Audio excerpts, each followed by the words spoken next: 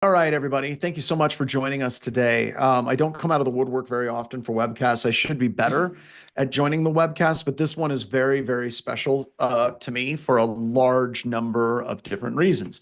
The first reason is when we were doing our labs and we're traveling around with Wild West Hacking Fest, and we would have to bring all of this gear. And anytime you went to a con and they had like a Wi-Fi hacking village, you could always see the stress of the people putting on the village, right? They had like all of these APs and they have the wireless cards, and you got to have the right wireless card that works with this particular device that has packet injection and it doesn't actually work with my specific system. And then you have people that don't understand how virtual machines work. Then you get into VMware issues because Broadcom bought VMware and VMware absolutely was destroyed. So the support for virtualization and passing things through on USB, especially whenever you're trying to do Wi-Fi stuff, was an absolute disaster. What I'm trying to say, what I'm trying to get at is it was bad. And we had a number of different situations where we would take all this gear and then something would break and the labs did not work. It just didn't work. And this wasn't a problem specifically to us because we're relatively like not right. This is something that's consistent across the board for a number of different villages and a number of different classes that attempt to teach wireless in those classes. So a long time ago, Jordan and Kent were talking to me about a weird project that they had discovered, and there was a chance. There's just maybe a chance that this open source project could be used where we could virtualize the entirety of our wireless labs, not emulated. We're not, well, it does some emulation under the hood, but you know, if you remember those old Cisco exams where you had to type the commands and it was like enable, config T, and all those things. And if you didn't type things perfectly, you would get it wrong. You could have set up a wireless lab that was like that, but we wanted to completely virtualize and abstract all of the hardware and do it completely on a local system with no wireless capabilities at all. And what this does is it opens up the ability to learn wireless more. Opens up the ability for people to do things and learn things that they maybe would not have gotten the opportunity to learn and do because they don't have access to the gear or they don't have access to the infrastructure or they can't get specific cards. Because one of the biggest problems that we have in information security today is the blind spots that we have in information security. A blind spot would be like testing AI in the cloud, testing cloud services in general. Blind spots like testing mobile devices, like iOS and Android devices, because they're not really general purpose computing platforms. Not everyone can gain access to them. It's not super easy to learn how to hack on a phone. And wireless is absolutely one of those technologies that has a barrier to entry. And if there's one of the things that we thrive on at Black Hills Information Security, if there's one of the things that we absolutely thrive on at anti-siphon security training is it's trying to break down the barriers. Because as Jason said, yes, Black Hills Information Security, we do hacking things. Need to get hacked? Afraid you've been hacked? Want to prevent yourself from getting hacked? Call Black Hills Information Security Day. Start up a conversation by sending an email to consulting@blackhillsinfosec.com. There we go. We did it. Also training anti-siphon. Check that out. It's cool. So this is an example of the type of work that we do. So that's the first reason why I'm excited about this particular webcast, because it highlights the commitment to Black Hills Information Security and anti-siphon security training to give back. Always watch for the firms, training organizations, and consulting firms. See who has their hands out to give and see who has their hands out to take. Always, always support the firms that have their hands out to give. They're easy to find. The second reason why I am excited about this particular webcast is I get to introduce you to two just amazing security professionals that really sort of by mistake fell into our lap. I remember when Ben came in, it was like, who is this guy? And he had this whole thing of like, what am I doing here? And that's how our whole relationship started. Like, who are you? Why are you here? I don't know. Someone told me to be here. And it's blossomed from that. The third reason why I'm excited about this webcast is Joseph. Joseph has been a tremendous asset to the research arm of Black Hills Information Security, working on this project with Ben, also working on an AI project. That is coming up soon. Hi, Ryan. Ryan's picture just popped up. That's good. I'm just going to say it. There we go. But But Joseph has been doing some amazing research and development, and he's just absolutely impressed all of us at Black Hills Information Security. And I love the opportunity to introduce our family, the Black Hills Information Security Discord community, and all the people that are showing up to the new people at Black Hills InfoSec. And with that, gents, are we ready? Yeah, ready as ever. All right, let's kick out the jams. I'll see you on the other side. Later. Thanks, John. So yeah, like John said, I'm Ben. I started at Black Hills almost 2 years ago now. And I just kind of fell into it. I showed up one day, and the rest of the story is history. Joe? Yeah, I've been interned here. Ben actually got me into the company. I used to work at Case New Holland doing policy stuff. Not my thing. I'm having a lot more fun working on code and actually getting to solve real problems with this company. I'm just gonna throw out there real quick. Like, people are gonna think that they just walk in off the streets, sit down and start working, and that's how you work here. And then once you're in, you're bringing your friends. 100% true. 100% Take notes, true. guys. Take All notes. right. Wait, you guys nailed it. Well done.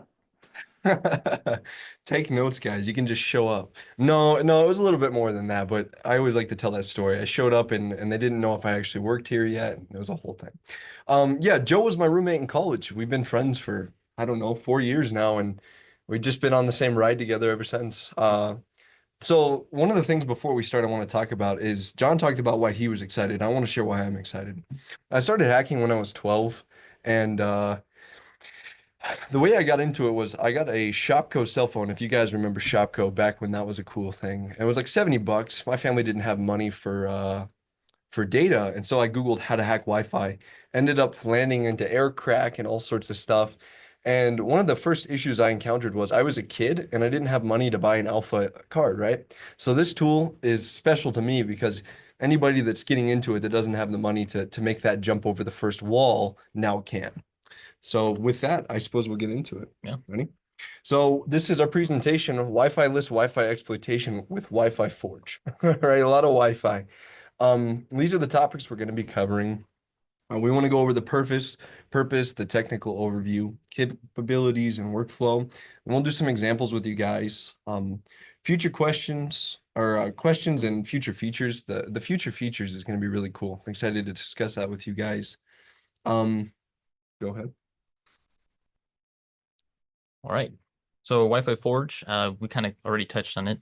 It's Wi-Fi-less Wi-Fi hacking. Mm-hmm. So you don't need any hardware. You just need a VM, or even on your own computer, you can run this. It only works with Linux systems. Ubuntu is what we recommend. We're going to be running on Kali, so hopefully that goes well today. We had to troubleshoot some issues with it, but it's all within this singular menu. And I'll go briefly into the technical details, but not too much. This chart is really scary looking, but all you really need to know is that all of the virtual Wi-Fi interfaces are created at the kernel level through this piece of software called the Mac 802.11 HW SIM. And that's normally used by developers when they're making their own protocols to test out their own things. So that was the intention of it. We're not using it. Well, I guess we are kind of using it for format testing, not so much development. So when you run the program, it'll use that kernel level to create a bunch of interfaces on your computer. And then it will use some other user space software to take those interfaces and decide whether they are going to be acting as a host or an access point. One of the biggest takeaways is this tool is not skin level, right? This is the deepest of deep. We had to learn about kernel modules and machine level, stack traces, all those scary terms. This tool took it. We took a tool that pre-existed called Mininet Wi-Fi. And one of the issues we ran into is stability and ability to understand, right? So we built this hat to go on top of an already decent tool and made our own improvements, right? It's a scary topic, but the general idea is now you can give your computer hallucinations to see wireless access points that don't exist. Your computer doesn't know they don't exist. It's having a hallucination, and it's kind of black magic. So, yeah. Yeah, that being said, if you do want to install from source, I highly recommend installing it on a virtual machine and not an operating system you care about, because it is very stable. We've worked at a lot of the kinks, but I wouldn't trust it to install on a computer I care about, because when we were developing it, we did brick a virtual machine. So whatever be you aware. do, don't look at the GitHub commit history from like 20 minutes ago.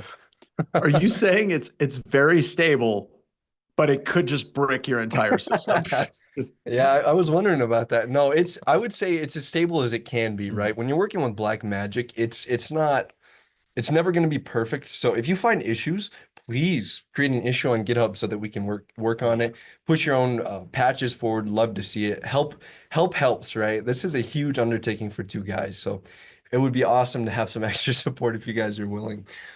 So yeah, this is pretty much how the virtualization works. And what it does is it introduces a whole bunch of stuff, but the idea is now we can practice all sorts of different attacks that exist in the wireless landscape without any overhead hardware. That goes all the way from WEP, WPS, WPA2, 3, the list goes on. Anything Wi-Fi does, this does, and it does very well. So yeah, I'm excited to show it off. The new version looks cooler than the last version. Pull it up. All right. We want to show off the tool, enough talk. Let's look at what it looks like. And it always breaks on the demo, so be ready, guys. Super secret password time. Thank you, guys. The Discord is supportive. Oh, that's cool. It's a black screen. Hit Control. Great start. You're on. Stand by, Oh, guys. there we go. There we go. Woo! He's Can you make alive. it full screen so it's easier to see? Yes. Like, I don't know how to explain it. Just like make it pretty. I'm not very good with VMware or virtual. This is why VMware is better. You guys think VMware is better by chance? Or what are you, Oracle or VM? What's the majority? Scroll down. That's no. VMware. Yeah, I'm a VMware guy, but we constantly have back and forth about Oracle and VM, and it's okay to have a wrong opinion. That doesn't upset me if you guys are wrong about this. VMware. Thank you guys. Joe, you're wrong.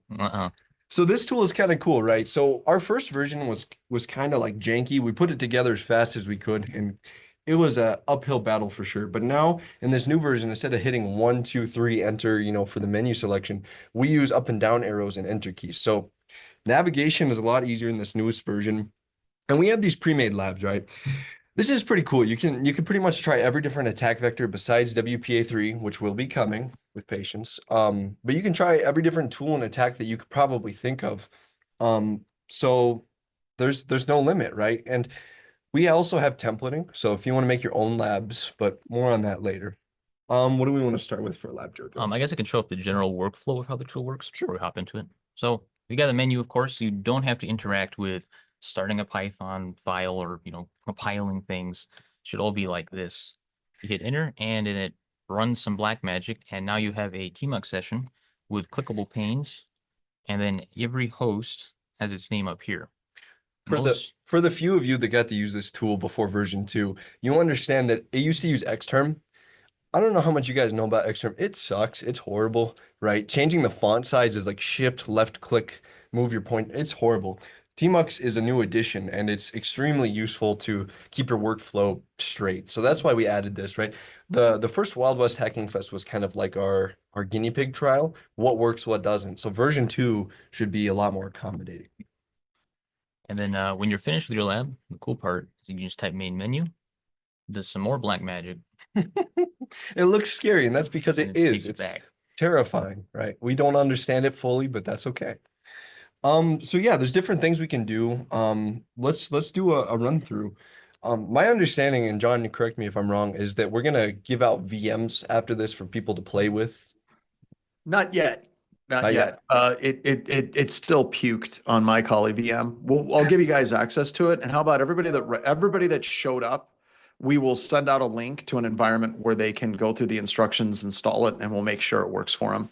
And you'll get like 16 hours of lab time with this tool. But it will take a while to install, but you guys keep going and we'll get that out to everybody so they can play with it virtually in the cloud.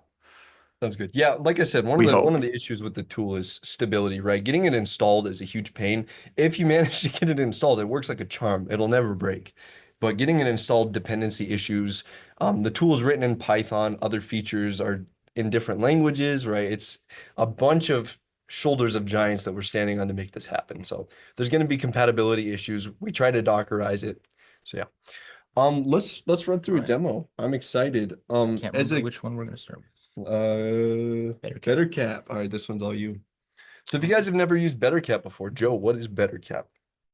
So BetterCap is a tool we can use to identify networks for us to target in the area. It's got kind of a cool little panel set up where you can collect information, and I think we can run an attack through it as well, if I remember correctly. I got to pull my notes up so I get the commands. Yeah, what's cool about these labs is we wrote everything in an Obsidian file, right? So we share this with you. I'm not sure how we're going to share this to you, but we have this ready for you, the audience. Um, all the labs have walkthroughs that come with them, right? So these are kind of confusing if it's your first time going through them. Don't worry, we covered that, right? We have this file, shows you how to do everything. Can't be made easier. There's still always issues that show up, of course. So go ahead. Also, I got to rep Obsidian. This is the best note-taking app. If you don't have it, you got to get it. I like to put all my notes in sticky note, you know, the Microsoft app. I did that all through high school and college. Yeah, we've got all the commands here. You can copy and paste them and screenshots as well for all of this stuff. So we're going to start by turning on Airmon. I'm going to put our interface into monitor mode, which will take it out of manage mode. You want to explain monitor mode while I... Yeah, it just takes, you have a wireless interface, WLAN 0, right? And it's in a mode called managed mode. Basically, it just works the way you're used to wireless working, right? So it authenticates to different APs, that kind of stuff.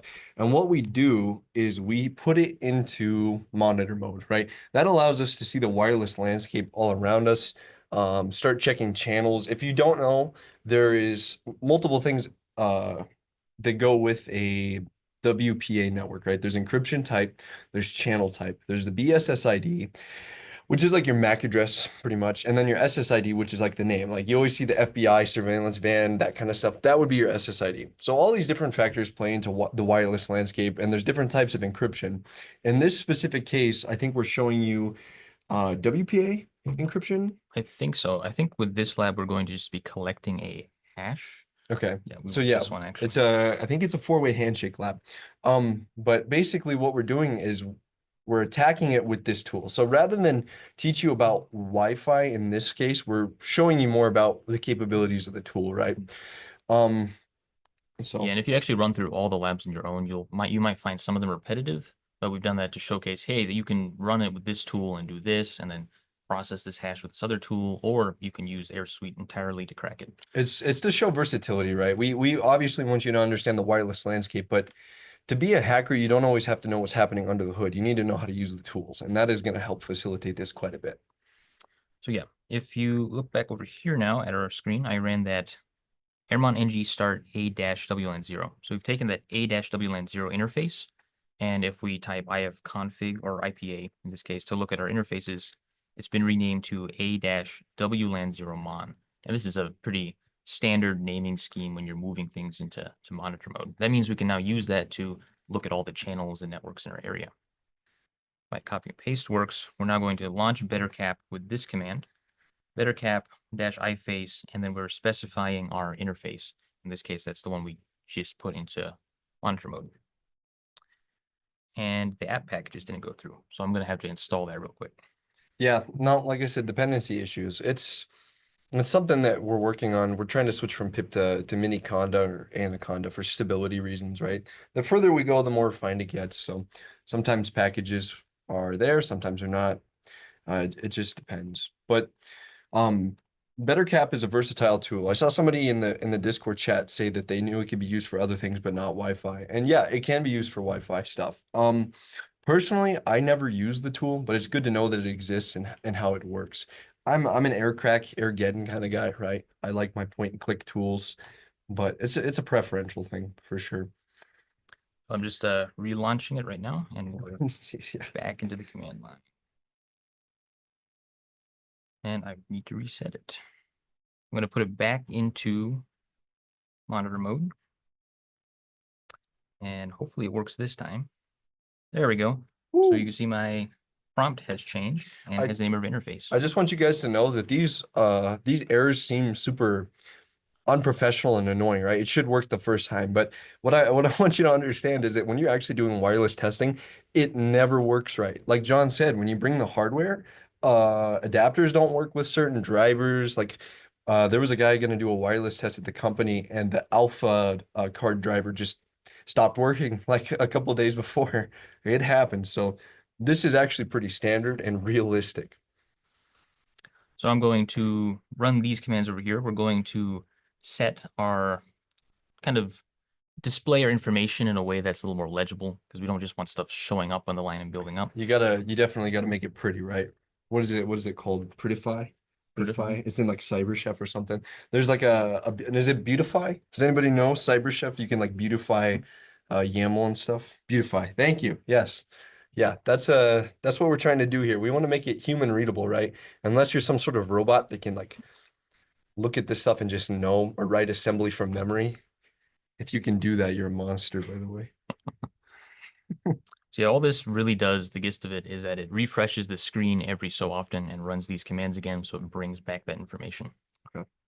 We're now going to set a handshakes file. So we're going to be conducting a four-way handshake attack, and we want to save the output of that data to a file in our system so we can reference it later. Somebody's got a good point. We could add an uglify feature and just make it as unreadable as possible. You guys have great ideas. Feel free to, make a fork and try to push that to mate. I'm sure that'll go over good. Also, don't look at the commit history. Our like 50 commits are just like meow.txt at the very start of this. Next, we're going to turn on our Wi-Fi recon module. What does the recon module do, Joe? This will actually look for networks in the area. So I believe the way it works, and you can correct me if I'm wrong, your router is beaconing out. So when you go to a new place and your phone shows you all the networks, it's receiving a specific type of packet called a beacon. And this is basically what it's looking for. It's using the same principles that your computer uses when it's looking for networks to connect to. Perfect. Yep. Probe request, beacons, all sorts of stuff. It basically does recon, Wi-Fi recon, it's in the name, works. Yeah. The module's on, and it has this beautiful little table for us and shows us all their networks. So we have a handful. We have a WPA2 network. And I want you guys to take note real quick. These networks, they don't actually exist, right? These are virtualized. The computer thinks they're real. The tools think they're real. That's because we're giving it a kernel level hallucination with, what is it called? 802.11 Mac something rather. The 802.11 Mac HW SIM kernel module. I had to look at a lot of error logs for that thing. Yeah, underdocumented is the best way to describe it. But this is real to the computer. So your tooling, if it fails, it's not because the tooling that we made is bad. It's because there's actually an error with it. So like for an example, we did a WPS pixie dust attack, and we'll demo that later, but it actually failed to crack the pin, which is a real world thing that happens. I've done it before. You have to run it a few times sometimes to get it to crack. So it's not just like a very controlled environment. This is real world, just without the hardware and the legal liabilities. Continue. Yep, and there's a whole bunch here on different channels. Shows you the encryption, and each one has its own BSS ID, which is kind of the MAC address that identifies that access point. Now we're going to set our channel. So the one we want to attack, if I remember this lab correctly, is the WPA2. Yep. So if you guys don't know, every wireless signal has a channel, and you don't need to understand why, just understand that it does, right? So 611 and 1 are the most common used channels, except for in Japan. I think there's like 2 other weird obscure ones, but in America, this is pretty much the standard and mostly worldwide. Basically, you just have to set the channel so that you can attack it, right? If you go to do a deauthentication attack with the wrong channel, it won't actually deauth it. If you guys don't know what a deauthentication attack, I'll go over that in a minute. All right. We're going to set our channel, and all of the stuff that's not on channel 6 has disappeared. Filters it out. We only see our WPA2 network. Right. And so what's next is, let me kind of roll back for a second and help make sense of this, right? So WPA2 is a type of encryption in the wireless world, and it's the one that I see the most. WEP is an older one that you don't see very often anymore. It's insecure, really bad.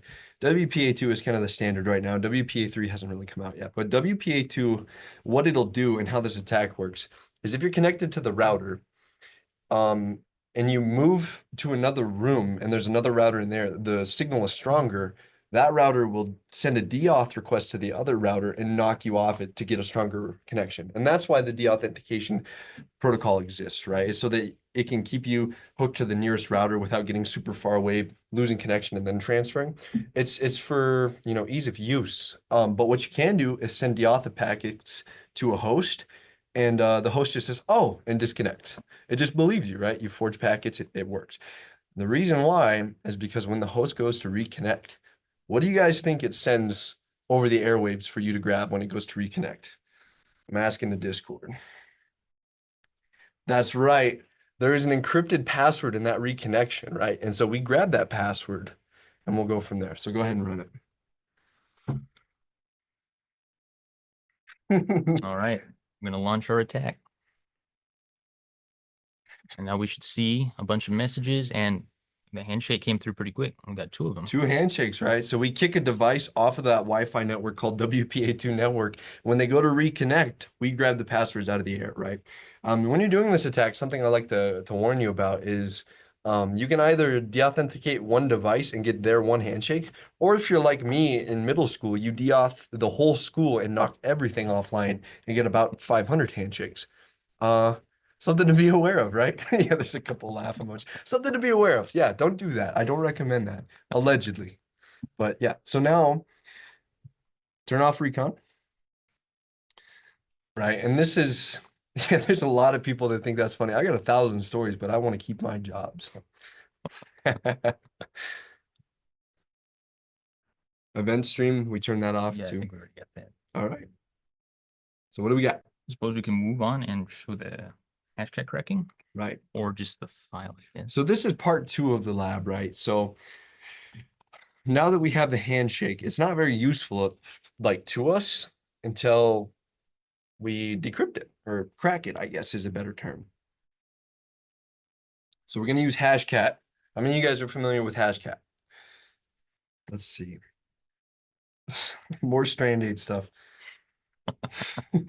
Me, yep. Hashcat is a very important tool to have in your arsenal. I can't recommend it enough. If you don't have it, you need it, that's for sure. I don't know how you survive without it. It's something to look into. But this password is encrypted. And so what we're going to do now is this the decryption then? I think so. Oh, you know, I hope it works, because these instructions might not be up to date. Okay. Do you know where the handshake file is? Yeah, I think we can at least show off the handshake Show file. off the handshake file. So, we're going to show you guys the handshake file, right? And show you what the password looks like. So let's see, CD materials. I think it's in, There's so many files, it's hard to keep track. well, there's a Done hash in there. So you then cat it, maybe? Can you cat the hash? Oh, that's not the right hash. That's not the right hash. I don't remember the directory. Aren't these segmented so that like the next one assumes you already have the hash and it shows you how to crack it? Pretty sure. I believe so. Okay, can we do that? We've just been having trouble with the browser stuff showing up on Kali specifically. Send it. If it works, it works. Yeah, so we just added Kali compatibility. Before this, we had Ubuntu, and there's a whole bunch of little niche things that Kali does because it thinks it's better than everybody else. But it's an uphill battle. You got to do some browser configuration stuff to get it to work with Kali. I definitely recommend, if you're going to do this on your own for ease of use, Ubuntu is the best way to go. Mininet Wi-Fi was built to work on Ubuntu, so yeah. I don't know if it saved the hash, to be honest with you, though. Oh yeah. It's not in here. Okay, so typically it would save the hash, I think this is user error, though. but it's probably user error. Let's see. Go back. Stand by, guys. We're gonna get this. Wi-Fi forward, recon on, channel 6. No, I think Yeah. it's this command might have not going to run properly. Okay, we'll try it again. Run For through. some, you hit the copy button on this, it doesn't copy it. You have to manually copy. Okay, run through it real quick. I'll just kind of Alright. talk more about the tool. So yeah, this is kind of why it's nice and it's not, right. In an extremely controlled environment, it's just it works. But this is real world and it gives you real world training. So obviously there's going to be issues. Looks like we got the handshakes, but we didn't capture them properly, and that is something that happens. And definitely something to be aware of. But let's see. Sorry, back in the start. All right. Yeah, I got to start from the beginning. That's Because fine. it resets the entire environment. Yeah, so what's cool about this too is every time you restart, it tears down. So if something breaks, like you bust a Wi-Fi access point somehow, you just go to main menu, restart, respins it all up, new and fresh. You can try new attacks, right? Let's see. Copy all this. Yep. Make sure it saves this time. Okay. Looks good. Yeah. So this is real world hacking, guys. Troubleshooting, getting it to work. Obsidian. Yeah. Obsidian fans. What about Quartz? Anybody ever use Quartz by chance?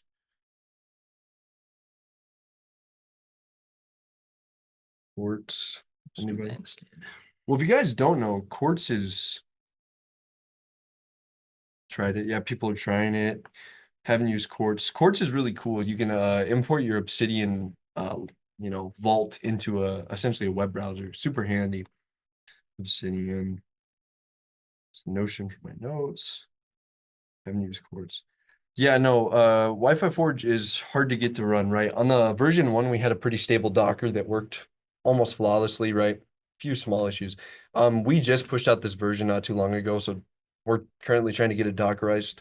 Until then, installing from source is going to have inherent issues, but I would say at max, we're looking at a week for a stabilized Docker for this.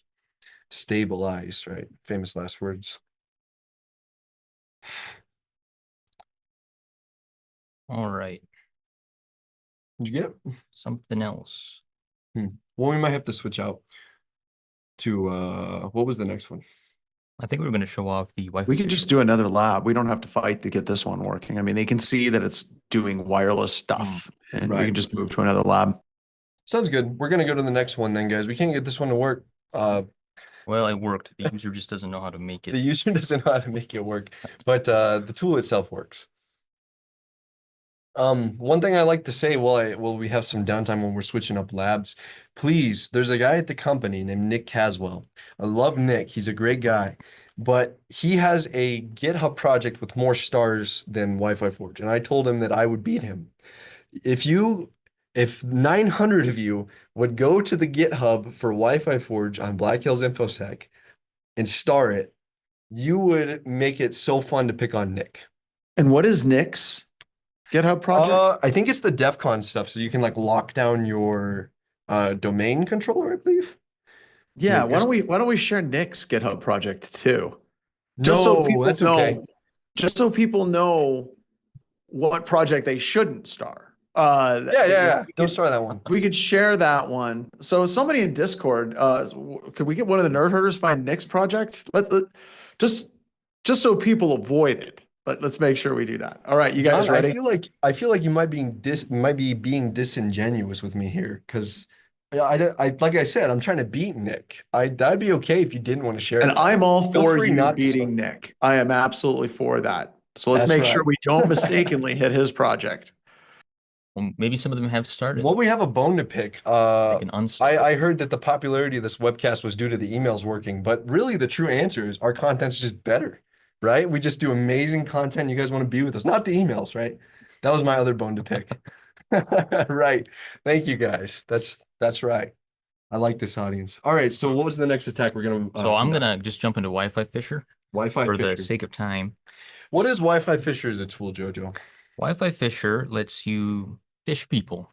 So what we're going to do with this is we are going to use Wi-Fi Fisher to set up a fake Wi-Fi sign-in page. So we're going to launch a browser, and it's going to take you, if you go to that IP or that link that you've fabricated, the user is going to think, oh, I can put my password in here, authenticate to the network. When in reality, they're just giving us their password. Right. And we're going to show you why this tool is so novel here in a second, because it does something that other tools don't do. Super excited to show you. I don't know of any other tools that do this. Go ahead and demo it. All So right. when you're doing phishing, right, it's all about deception in any scenario, email, Wi-Fi, whatever. So you want to make it just realistic enough that they don't notice. And one of the cool things that Wi-Fi Fisher does is it an evil twin AP? I think so. It's an evil twin access point, which if you don't know is a one-to-one clone of an access point. I think the BSS ID is different. Obviously, you can't have two of the same MAC addresses or it freaks out, but what it does is it has ideally a stronger strength than the actual AP. And when you get near it, you'll connect to the fake AP over the real one, right? And then it does a captive portal thing where it pulls up a captive portal and says you need to authenticate. But the way it does it is cool. Instead of just having a pop-up, which if you're like me, you get on free Wi-Fi and you're like, wow, I'm not signing into this, and you disconnect. This one makes it look a little more realistic, and we're going to get to show you that. Oh, you know, I tested this. This is the one I verified worked, and now it decided to not. Why don't you close Wi-Fi Forge entirely and then relaunch it? Yeah, I wonder if the That's my guess. But it kind of does something novel, right? So it's kind of a cool tool to know about. Again, it's not one that I love using, but it's definitely important to know. I'm gonna be really sad if this doesn't work for the demo. Yeah, because this is the coolest one. It's not WPS, it's Wi-Fi Fisher. Yep. Sir, I'm begging you. Wow, Invalid byte. Let me see the command. I've never seen this one before. Where's your command at? ecorp Wi-Fi connect KB. Wi-Fi Fisher. Check that command. Yeah, I ran it earlier. I'm not sure what's ecorp.net. Does changed. ecorp.net actually exist? Yeah, it should. It's initializing the code. Okay. Well, Try it one more time. something Can you- definition of insanity. Is this like the double slit like test where once you actually look at it, it stops working? Yeah, pretty much. It always does this. We go to conferences, we take this thing like Wild West. It works just fine. As soon as we put it up for demo, things start breaking. I kid you not, I just tested this before we went live. Yeah, quantum demoing? Is that what this is? 1 second. Let me.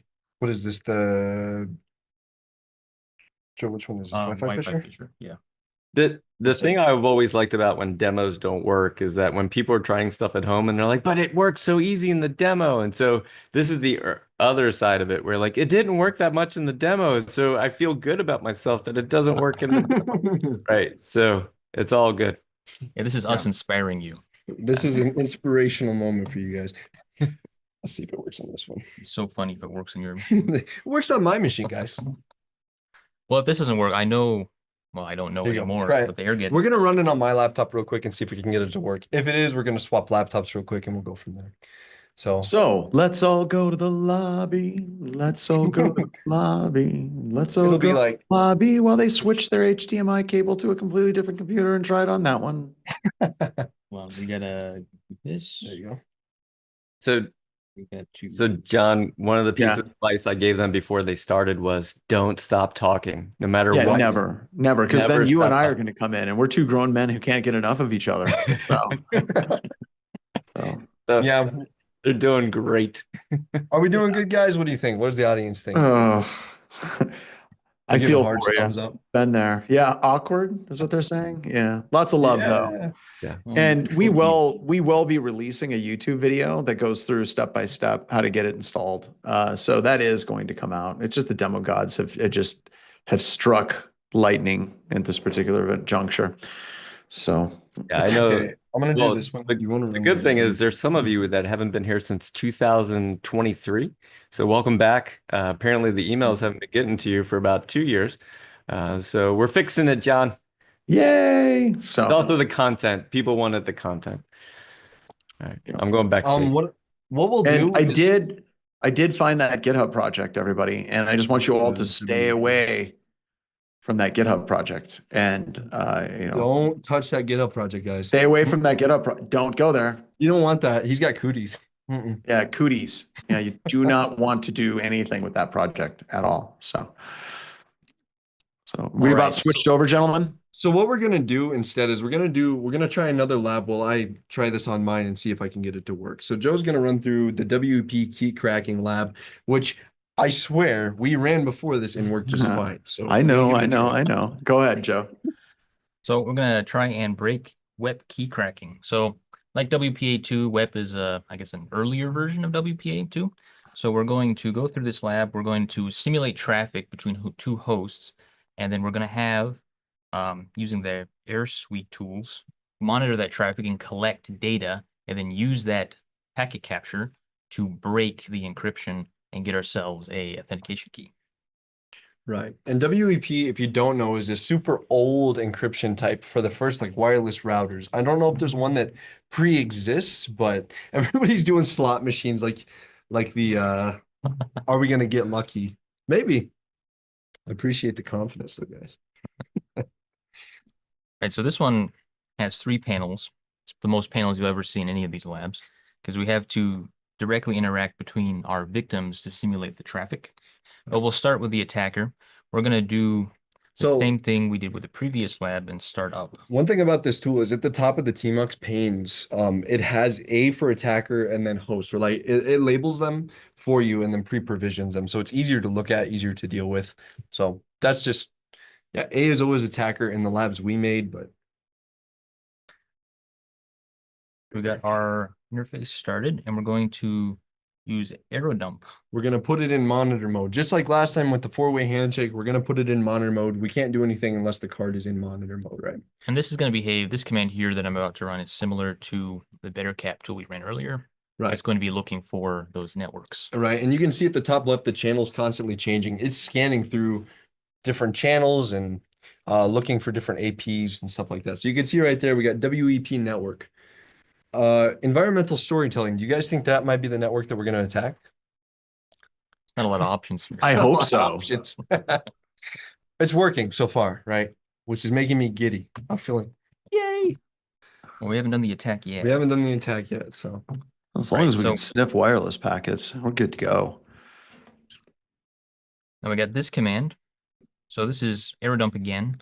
We're actually going to be running the attack and collecting network traffic with this one. So we're going to be outputting to this attack capture, and it will automatically create a bunch of files associated with that name. Right, and the goal of this is to do what, Joe? We want to collect a bunch of traffic, which will give us little artifacts, which we can then use to crack and decipher what the authentication key is throughout that traffic. So we're going to need a lot of traffic, though, to collect a lot of data to detect those patterns to eventually break that password. All right, let's see. So tag C, we want to put our channel, which is And the 6. channel is 6. Like I said, 611 and one of the ones that you always see. Japan, the outlier, no idea why they did that. I think it has to do with airplanes. Not positive though. And then we want to put our BSSID, which is going to identify the specific network we want to collect this traffic on. And then fingers crossed, it works.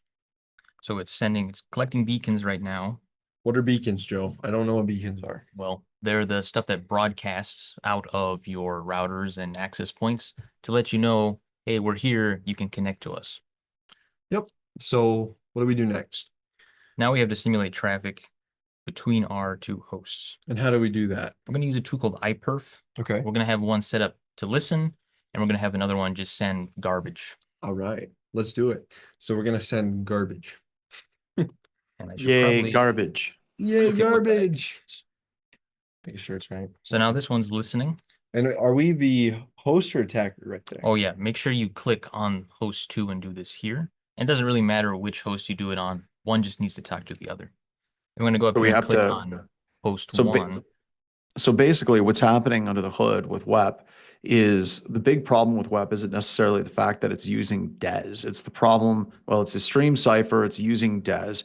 And one of the problems with using DES with the stream cipher is if you look at packet lengths, for example, a Microsoft Windows DHCP request is always the exact same size. So you can take that packet that's a DHCP packet and you can XOR it with another packet that's encrypted using wired equivalency protocol, and then it'll basically decrypt to the point where you can actually get the pseudo-random generated key. And what that allows you then to do is crack easily any of the packets that have that specific initialization vector value.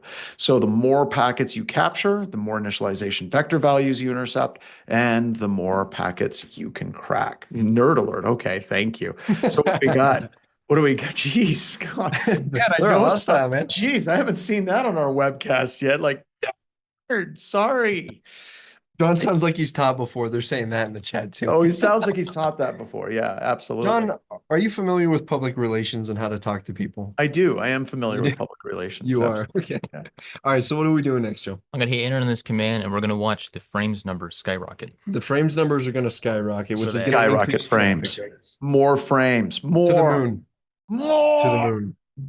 And I'm going to wait till we have about 25,000, which seems to be a good spot for this to work pretty quick. Right. The That's more we because have, we're harvesting initialization vector values. By the way, just for the record, like, yeah, we've had some hiccups today. We're literally emulating entire wireless traffic profiles right now, like completely. And that's like, come on, That's cool, right? I also can't stress this enough. It works perfectly on Ubuntu. The reason why this is so unstable is because it's Kali. It's not built on Kali. Which, in hindsight, shouldn't have picked for this webcast. Right. We get that now.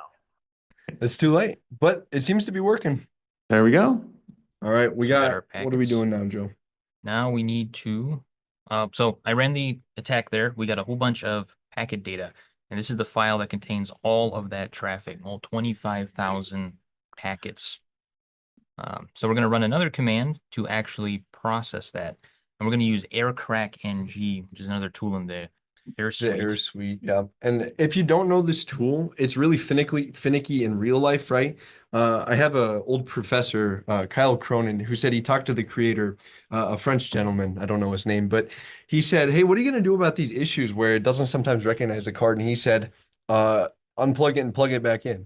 So, right, this tool is unstable in the real world and doesn't always work. So, especially with this, it's kind of finicky because it's just a finicky tool. You're doing things you're not supposed to do with hardware that wasn't meant to do that. So, Speaking of Right. finicky, it does like to mess up my prompt here, so we'll see how it does it this time. go for it. Oh, it's in there. It's in there. There it is. Key found. Key found. Yay! Guys, a Woo! demo worked. Can we get a round of applause? Yes, finally. Yeah, that's cool. Yeah. I'm sweating here. This is We terrifying. got the He's black sweating. hat hacker stuff going. Yep. So There we go. yeah, it's look at all the applause. I never There you used go. them. This is cool. We got all the bubbles on the side. Because you had positive vibes. You had a lot of people like shooting That's out right. positive vibes. Joe and I just have nothing but positivity in our heart. Mhm. Yeah, Sure. I'm not a pessimist. Trust me, guys. yeah. All right. So what's our next lab that we've got? If you want to try to run it, I can yap some more. Do you want to talk a little bit about what the future is? The Docker container is huge, right? We just haven't had time to get it completely Dockerized yet, but you were going to talk while Joe's getting it ready for the next lab. Do you want to talk a little bit about future plans with this? I really do. So the future plans are obviously Dockerization, right? It's going to be massive. I think last time we Dockerized it was 5 gigabytes. It's huge. But it's And that was the stable. one we It's ran at Dockerized. Wild West Hackenfest. And literally one- all of our labs at Denver and at Deadwood were running this like completely virtual on Yeah. really crappy notebook computers, by the way. So Yeah, they're not intensive on any sort of memory or CPU. They just take a ton of storage because of all the dependencies.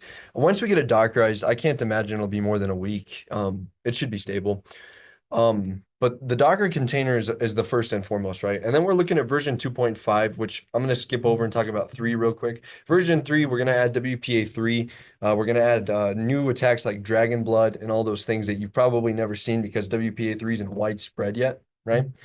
So something to watch out for. But version 2.5, I'm excited for. And the reason is, if you're going to do an engagement, right, and the client doesn't know exactly what their wireless landscape looks like, and you want to know more what they look like, what we're building is a tool you send to them. They run on a Linux laptop, and what it does is it looks at all the surrounding wireless networks, their channels, BSSID strengths, even you can customize the strengths, takes a snapshot, and then in a YAML file, what it does is it has all the APs that are authorized to attack, and it makes a distinction between WPA, WEP, WPS. It does attacks and pulls the information, and then it stores it with the AP, right? So basically, you've got their password, and then what it does is it spits out a file. You feed that file into Wi-Fi Forge, it auto-populates, and boom, you have a one-to-one copy of their wireless interface, and that allows you to practice attacking before you go.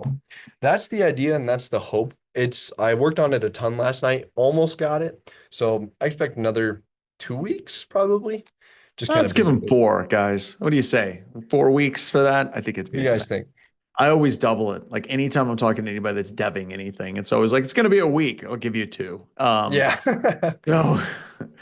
You know what? Give me a year, maybe.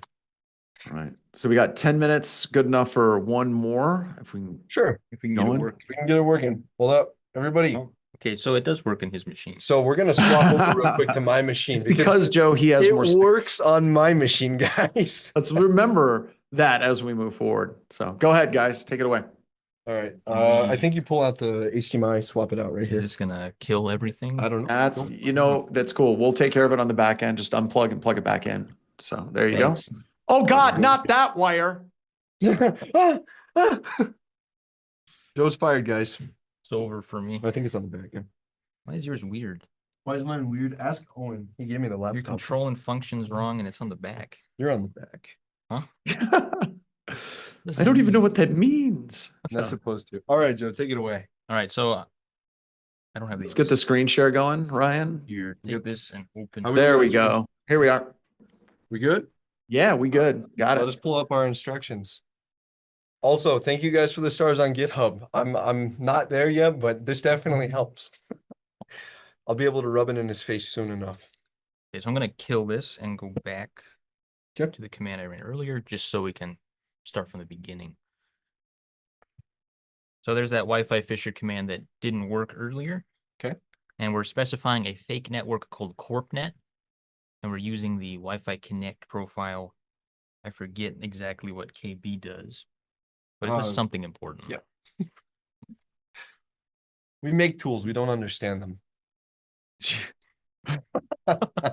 When you guys had to because while we're waiting on that, when they were modifying Mininet, the lead developer of Mininet was not interested in updating. Like, what was the version? Like, it had a virtual machine that you could get, and you had to run that to get it to work.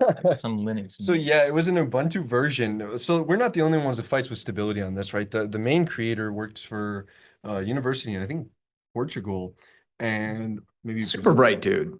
and he's super smart, but he has determined that the issues of dependencies aren't worth fighting. We tried to push a new, more stable version to him, and he was like, no, I don't think so. Yeah. And it's because of stability issues. Yeah, this kernel module, I don't think they ever intended it to be used in this way specifically.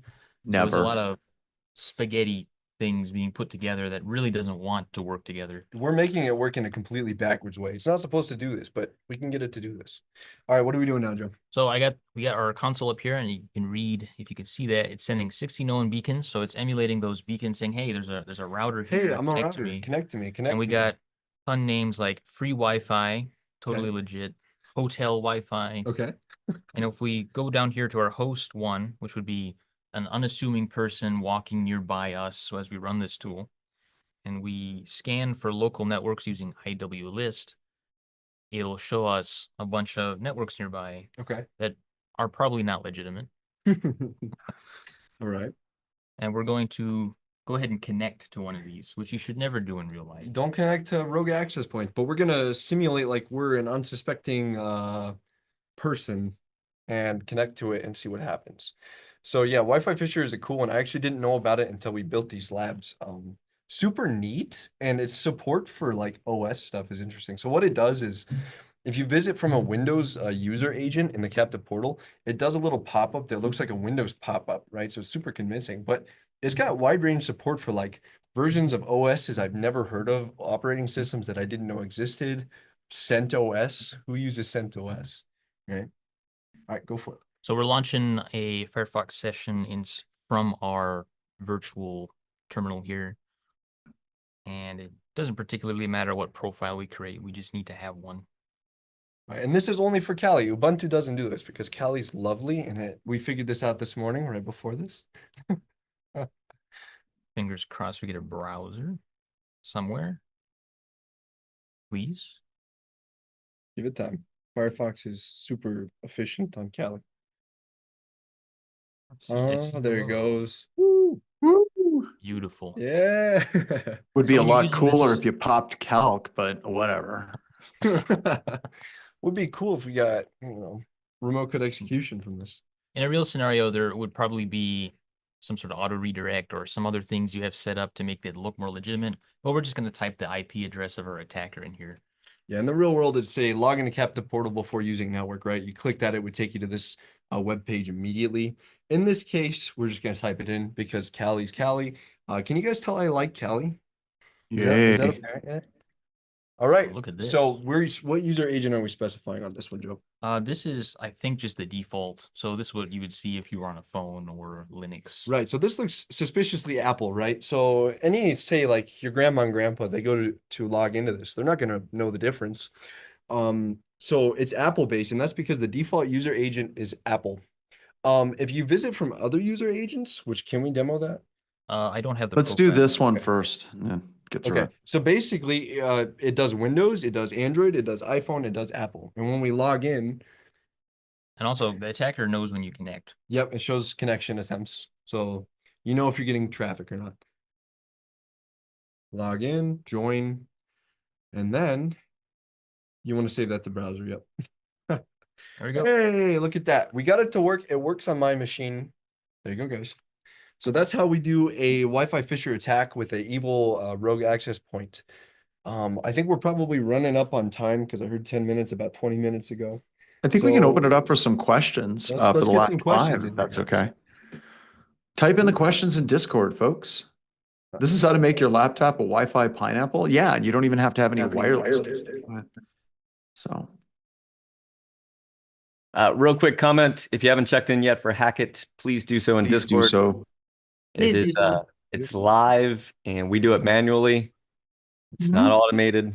It's a thing that Deb and I do during the entire webcast. Well done, y'all. We can't see You questions. guys did great. So the question, I got one question. How do you protect against Wi-Fi forge? Remember, what we're showing here isn't necessarily an attack tool. We're showing a virtualized environment that allows you to practice the wireless attack tools and learn the wireless attack tactics. So that's really what's going on. So you'll be able to get this, you'll run this, and then you'll learn how to do the attacks that these guys just did. Right, and this, like John said, just to kind of double down, this is a training tool. This is a tool to learn tools to attack Wi-Fi without actually having to be near Wi-Fi. You can import profiles from other companies. So if you want to take a snapshot of your wireless landscape, import it, poke at it, that's something you can do. And I can't stress this enough. Like when I was learning wireless hacking, it's really sketch to be on an airplane and just pulling out a whole bunch of USB Wi-Fi adapters, like, and just having things scrolling across your screen. It doesn't go well. Doesn't go well. So this Somebody allows you to asked, do it. what was the snapshot tool for your network testing? That's coming out. It'll be out. John said 4 weeks. It's not a super big project, but essentially it's a tool. 6 now, maybe even 8 if you guys are lucky. What it does is it takes a snapshot of your wireless landscape. So like your SSIDs, BSSIDs, and then there's a geofencing file. You drop your APs that you have access to attack in there. They're SSIDs, so their names. When you run it, it snapshots the wireless landscape channels, encryption types, and it gets the hashes, the WPS pins, the WEP passwords, and it stores them. You import it into Wi-Fi Forge, run it, boom. You have a 1-to-1 copy that you can practice attacking before actually going on location and poking it. This gives you a chance to look for low-hanging fruit. Like, here's an IoT device that's connected to the corporate Wi-Fi and has its own AP that's like WEP, so you can pivot through that kind of stuff, right? So one of the questions I wanted to ask is we went through like 3 labs and we circled back and got one to work, which is cool. Now, my question is, what tools and labs does it have now that we've got built into it? Joe? We got 2 out of 3 labs. No, what's the total? Yeah, we got 2 out of 3, but what's the total number of labs that they can work and play with? There's 10. I think there's 10. So what we did is when we made this tool, we wanted to take the workload off of the people that are setting up for Wild West Hacking Fest, right? So we just made 1-to-1 copies of all of those, and so they're all virtualized. I believe it's 10. There's your count right there. What are the if we can share out the screen real quick? I think they have those not right shared? there. So can you walk through this? 'Cause it's kind of hard to see. Can you just name them off real quick? Wi-Fi Forge. So we got BetterCap Wi-Fi, which is one of the ones we demoed. We have packet capture to HCC APX hashcat cracking, which we're using an online version of Hashcat to upload the hash uploaded in a previous lab, and it shows you how to use that tool and crack it. WPS Pixie Dust Attack. That's a type of authentication that lets you log on faster with a button, and we just use a tool called Wi-Fi, and it just runs an attack on it and shows you what the pin is. Airgeddon DOS, which is a type of denial service attack with Airgeddon. Cracking WPA with Aircrack. Is that one? We did the WP That's the one that we almost got. So there's Aircrack. We use AirSuite a lot. Wi-Fi Fisher. We do an NTLM attack in John to get like an NTLM hash. What tool is for that one? You remember? It's EPAMmer, I think. We demo EPAMmer, and then John and BetterCap. So there's a wide array of tools, and like I said, if you want to try a new tool, you can just install a tool and use it. You don't have to integrate it anyway. You do sudo apt install tool, run it. It should see the wireless access points without any sort of code changes or integration. So if you're demoing a tool and you're researching, this is a good way to do research and spool building as well. And we have Wi-Fi Fisher and Evil Twin. Those are pretty similar. And then the NTLM one you mentioned, AirSuite Recon, Web Attack, and Better Cap. Right. Let's see. So there's some repetition there because we've segmented the labs. So, but there's about 9 to 10 unique scenarios in total. But you would be doing a lot of those same steps because a lot of those tools need other things to, I mean, you'd be redoing a lot of the same steps anyway. So, Right. One of the things that we originally did is lumped all these labs together as one attack chain, but we ended up segmenting it out because we wanted to show you the difference between getting a 4-way handshake for WPA2 and then a different lab to show you how to crack the handshake, right? So if you want that's a good idea. If you already skip it, hey, I know how to do a 4-way handshake. I just want to learn how to use John. Just go straight to the John lab. The hash is there. You can crack it from there. Cool. So we're getting a lot of questions so- about we're getting a lot of questions about the VM and my when it's tattoo. going to be sent to people and where these labs come from. Where these labs come from? We show them the The code. Wi-Fi Forge GitHub. So you just do a search on GitHub Wi-Fi Forge. It should take you right there. Right. Right. And you have to start to use it, right, guys? Yep. If you guys No, are- no. And then we'll get it, so it's installed and it runs on the, we'll give you the instructions so it installs and runs in the virtual environment. Hopefully, we'll get that out to everybody that registered for the webcast. So they'll get instructions and we'll get them rolling for it. So, Well, I thank like- you guys. You're liking your tattoo, Ben. Hey. yeah, they Thank you, like the guys. tattoo. All right. There So you go. at the end of our webcast, we always ask Ben if you could sum up everything you just talked about in one final thought, what would it be? Oh, man. One takeaway. Start our repo. Start our repo. No. No. Whenever you're doing this kind of work for research, it's almost always going to be a bigger undertaking to make a stable environment to research in rather than, actually attacking. So research tools, I think, are the future for the wireless landscape, which kind of leaves me to my last thing, which is watch out for LTE Forge, right? There's nothing out there for cellular right now, and I would love to do. Not yet, man. Too soon. Too soon. All right, Joe, what are your final thoughts for today? I had a lot of fun making this tool, and I'm very glad that we made the decision to make it open source because there's not a whole lot of resources out there to really learn hacking easily, and I'm happy that we're able to make another resource that people can get hands-on experience with, even if it is kind of hard to set up. All right, John, what are your final thoughts today? Final thoughts, just keep your eyes open and be watching this project, and hopefully we can get you guys something that you can be running in the cloud, because what we want to do is get this working in the cloud and in the VMs, and there's going to be a wireless hacking workshop or class coming up here shortly where these guys will be teaching how these attacks work, what's going on under the hood, and this will be the lab environment because we aren't hoarding the labs and being like, oh, my labs are my intellectual property. It's going to be like, we share, hands out to give always, everybody. Thank you so much for attending, everyone, and we'll see you in the next webcast. Thanks again, gents. And look at that love and cookies Wow. and Thank hearts you and guys. thumbs Love up. everyone. Thank you all so much for being here. Thank you We'll guys. see you on Discord. Don't forget, Discord is for forever. It's forever. Webcast is an hour. All right. All right. Thanks, guys. Ryan. All right, what do you Ryan, have to do? go ahead. Go ahead, Ryan. Do the one thing you do.